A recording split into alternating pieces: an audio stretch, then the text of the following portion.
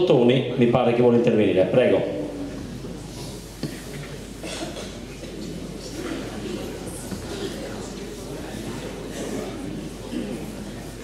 Ormai sono dei bitti e quindi posso parlare. Virgilio a un sacerdote di Apollo, mette in bocca più o meno queste parole: Timeo Danaos et dona ferentes.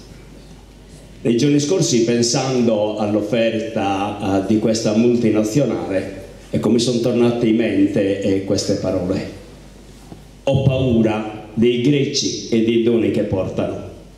Forse sono troppo sardo da questo punto di vista, però tutto quello che viene da fuori, io ho sempre una certa paura.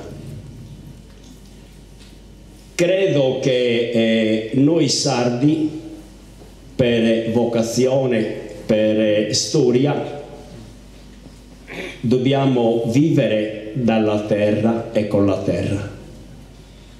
Possiamo aprire adesso al turismo, ma credo che soltanto nella misura in cui sappiamo noi valorizzare e sfruttare bene la terra, possiamo essere tranquilli e sereni. E allora chiedo a chi di dovere, penso qui chiaramente al Comune, penso alla Regione Sarda, che davvero creda in chi lavora nel mondo delle campagne, pastori, agricoltori.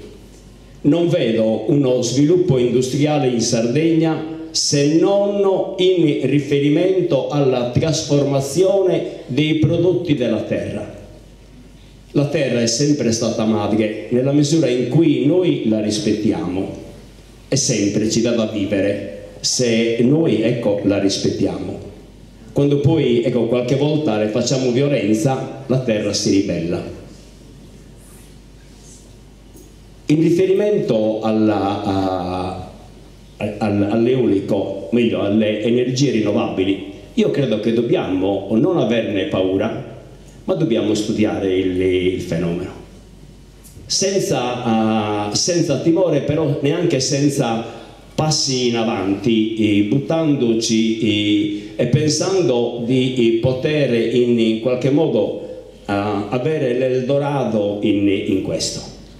Però ecco, va studiato il discorso. Ecco, certo, vedere pale che circondano l'abitato e il territorio un po' impattante lo è, questo dall'esterno, però è la realtà, ci sono, non è che possiamo decidere adesso di buttarle. In riferimento alla proposta che facevi sabato scorso e che stasera ripetevi, ecco, io credo che davvero bisognerà qui, come comuni limitrofi, studiare il discorso delle energie rinnovabili e proporre qualcosa alle comunità. Grazie.